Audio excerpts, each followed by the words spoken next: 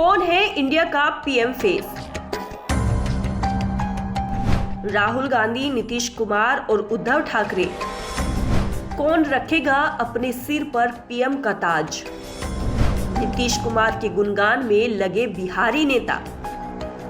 2024 लोकसभा चुनाव में इंडिया की तरफ से प्रधानमंत्री का चेहरा कौन होगा, इस सवाल के जवाब देने में इंडिया के नेता कतरा रहे हैं। पद पर दावेदारी का अंदाज अलग है। राहुल गांधी, नीतीश कुमार और उद्धव ठाकरे के लिए उनकी पार्टियों के नेता बयानों से फील्डिंग सजा रहे हैं। कांग्रेस की प्रवक्ता सुप्रिया श्रीनेत ने बड़े विपक्षी दल होने के कारण कांग्रेस को स्वाभाविक नेतृत्व का दावा कर राहुल की तारीफदारी कर दी है।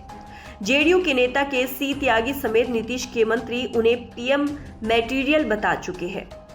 अखिलेश यादव, स्टोलिन, हेमंत सोरेन जैसे नेताओं ने डिप्लोमेटिकल बयानबाजी से नेतृत्व के मसले को उलझा दिया है। बिहार में नीतीश कुमार के सहयोगी आरजेडी के नेता तेजस्वी यादव ने बयान दिया है कि प्रधानमंत्री पद का फैसला चुनाव के बाद नए चुने गए इंडिया के सांसद करेंगे। नेतृत्व के कंफ्यूजन से इंडिया चुनाव से पहले ही परसेप्शन की लड़ाई पिछड़ गई है।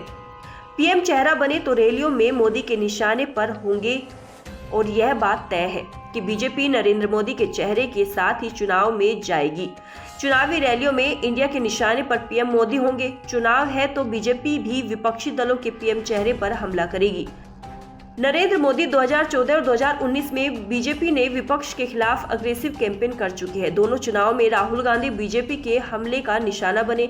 इन दोनों चुनावों में बीजेपी के अलावा किसी पार्टी ने प्रधानमंत्री पद के लिए किसी नेता का नाम आगे नहीं किया। इसका फायदा बीजेपी ले गई। लोगों ने नरेंद्र मोदी के चेहरे पर वोट किया। टीम इंडिया अभी तक संयोजक पद के लिए एकमत नहीं है तो प्रधानमंत्री के लिए नेता कैसे चुनेगी? नरेंद्र मोदी के खिलाफ दावेदारी करने वाले नेता को आइडिया और विजन के तराजू पर तोला जाएगा, इसमें कोई संदेह नहीं है। फिर 2024 में विपक्ष की लड़ाई मोदी वर्सेज नेता हो जाएगी और इंडिया गायब ही रहेगा। इंडिया की मुंबई मीटिंग में 28 दलों के 62 नेताओं के सामने नेतृत्व चुनने की चुनौती बरकरार रहेगी।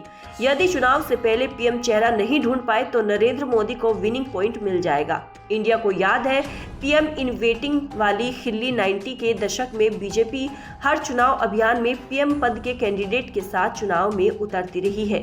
1996 में अटल बिहारी वाजपेयी से इसकी शुरुआत हुई। अटल के चेहरे पर बीजेपी गठबंधन ने 1998, 1999 में सरकार बनाई। 2004 और 2009 में लालकृष्ण आडवाणी पार्टी की तरफ से प्रधानमंत्री पद के दावेदार बने। इन दोनों चुनाव में बीजेपी गठबंधन एनडीए हार गया और विपक्ष ने लालकृष्ण आडवाणी की पीएम इन वेटिंग कहकर लंबे समय तक खिल्ली उड़ाई। 2014 में नरेंद्र मोदी ने पूर्ण बहुमत की सरकार बनने के बाद ही विपक्ष के सुर बदल दिए थे।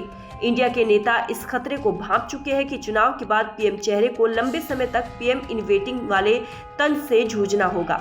मुंबई में विपक्षी गठबंधन इंडिया की बैठक में प्रधानमंत्री के चेहरे की घोषणा नहीं होगी। मजबूरी से बने गठबंधन की सरकार बनी मगर चली नहीं। अभी बीजेपी के खिलाफ जिस तरह विपक्ष लामबंद हुआ है, ऐसा प्रयोग पहले कांग्रेस के खिलाफ 1989 और 1996 में हो चुका है। तब खंडित जनादेश और चुनाव के बाद बने गठबंधन के बाद विपक्ष ने सरकार बनाई थी। 1989 में वीपी सिंह की जन मोर्चा सरकार बीजेपी के बाहरी समर्थन से बनी थी। तब कांग्रेस के बागी हुए वीपी सिंह ने बोफोर्स घोटाले का मुद्दा बनाया था। उनकी सरकार भी 1 साल के करीब ही चली। फिर चंद्रशेखर ने जनता दल तोड़कर कांग्रेस के समर्थन से सरकार बनाई। 1996 से 1998 के बीच संयुक्त मोर्चा की दोनों सरकार कांग्रेस के बाहरी समर्थन से बनी है मगर चल नहीं पाई थी। 2004 से 2014 तक चली संयुक्त गठबंधन की सरकारों ने अपना कार्यकाल पूरा किया क्योंकि इस अलायंस ने कांग्रेस के नेतृत्व को स्वीकार किया था। 1998 से 2004 तक अटल बिहारी वाजपेयी की सरकार को गठबंधन का भरोसा हासिल था। बीजेपी ने गठबंधन के स्वाभाविक नेतृत्व किए थे।